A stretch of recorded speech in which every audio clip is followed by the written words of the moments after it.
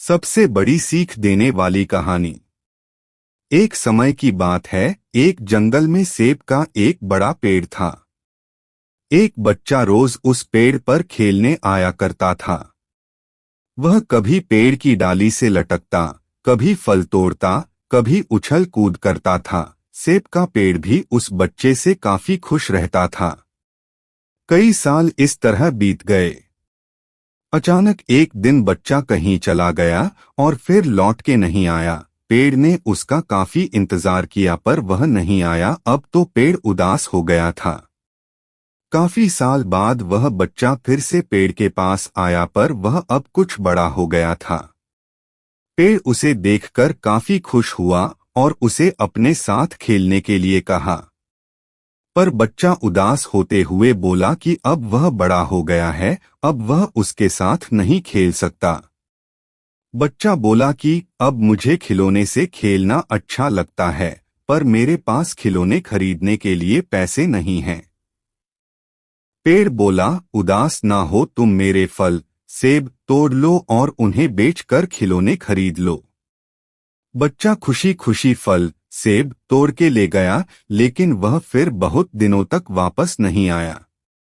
पेड़ बहुत दुखी हुआ। अचानक बहुत दिनों बाद बच्चा, जो अब जवान हो गया था, वापस आया। पेड़ बहुत खुश हुआ और उसे अपने साथ खेलने के लिए कहा। पर लड़के ने कहा कि वह पेड़ के साथ नहीं खेल सकता, अब मुझे कुछ पैसे चाहिए क्योंकि मुझे अपने बच्चों के लिए घर बनाना है। पेड़ बोला, मेरी शाखाएं बहुत मजबूत हैं, तुम इन्हें काट कर ले जाओ और अपना घर बना लो। अब लड़के ने खुशी खुशी सारी शाखाएं काट डाली और लेकर चला गया। उस समय पेड़ उसे देखकर बहुत खुश हुआ, लेकिन वह फिर कभी वापस नहीं आया। और फिर से वह पेड़ अकेला और उदास हो गया था। अंत में वह काफी दिनों बाद थका हुआ वहां आया। तभी पेड़ उदास होते हुए बोला कि अब मेरे पास ना फल हैं और ना ही लकड़ी, अब मैं तुम्हारी मदद भी नहीं कर सकता। बूढ़ा बोला कि अब उसे कोई सहायता नहीं चाहिए, बस एक जगह चाहिए जहां वह बाकी जिंदगी आराम से गुजार सके। पेड़ ने उसे अपनी जड़ों में पनाह दी और बूढ़ा हमेशा वहीं रहने लगा। यही कहानी आज हम सब की भी है। मित्रों, इसी पेड़ की तरह हमारे माता पिता भी होते हैं। जब हम छोटे होते हैं तो उनके साथ खेलकर बड़े होते हैं और बड़े होकर उन्हें छोड़कर चले जाते हैं और तभी वापस आते हैं जब हमें कोई जरूरत होती है। धीरे धीरे ऐसे ही जीवन बीत जाता है। हमें पेड़ रूपी माता पिता की सेवा करनी चाहिए, ना कि सिर्फ उनसे फायदा लेना चाहिए।